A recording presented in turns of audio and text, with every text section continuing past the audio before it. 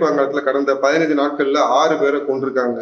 செத்த 6 பேர் இந்துக்கள் செத்த இங்க எவனும் கத்த கூட வரமாட்டாங்கிறது மறுபடியும் நிரூபணம் ஆயிட்டே இருக்குது. பாலஸ்தீனத்துல ஹமாஸ் பயங்கரவாதிகள் மீது இஸ்ரேல் இது படையெடுத்ததை கண்டிச்சு இங்குள்ள தமிழக பஞ்சாயத்துகளின் முதல்வர் இந்த மதமென பிரிந்து மற்றெல்லாம் நக்க வர்றவங்கெல்லாம் ஒன்னா சேர்ந்து ஒரு இது போட்டாங்க. அதை கண்டிச்சு ஒரு ஆர்ப்பாட்டம் பண்ணானுங்க. அதுல பாத்தீங்கன்னா எல்லாருமே பாலஸ்தீன கொடியை மேல போத்திருந்தாங்க. இந்திய தேசிய கொடிக்கு மரியாதை கொடுக்க மாட்டானுங்க. ஆனா பாலஸ்தீன கொடி தோல்ல போத்திட்டு அந்த ஆர்ப்பாட்டத்துல கலந்துக்கிட்டாங்க.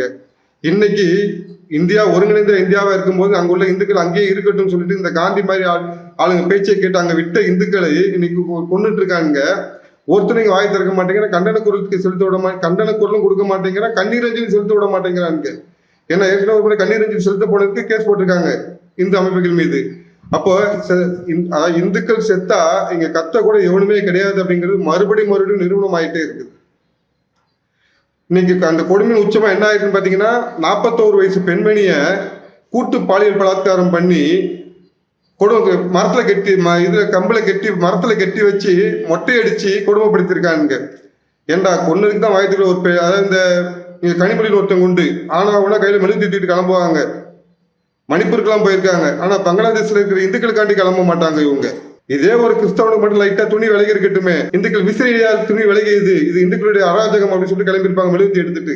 சாவறது இந்துக்கள் அப்படின்னா இங்க இந்தியாவில இந்த எதிர்கட்சி கூட்டணி, இந்தி கட்சி கூட்டணியும் சரி, திராவிட முன்னேற்ற கழகமும் சரி, யாரும் வாயை திறக்கவே மாட்டேங்கிறாங்க. சரி, இவங்க கண்டன குரல் தான் எழுப்ப மாட்டேங்கிறாங்க. நம்ம கண்டனம் செலுத்தி ஆர்ப்பாட்டம் பண்ணப்போ அதையும் உள்ள போட்டுருவாங்க.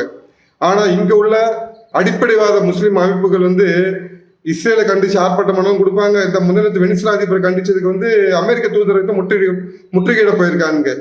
கொஞ்சமா இருக்கிற இவங்களுக்கு இருக்கிற உணர்வு பெரும்பான்மைக்கு நமக்கு இல்லாம போயிடுச்சு பாருங்க. நம்ம உணர்வை காட்ட நினைத்தாலும் இந்த அரசாங்கம் அதை வெளிக்காட்ட விட மாட்டேங்குது.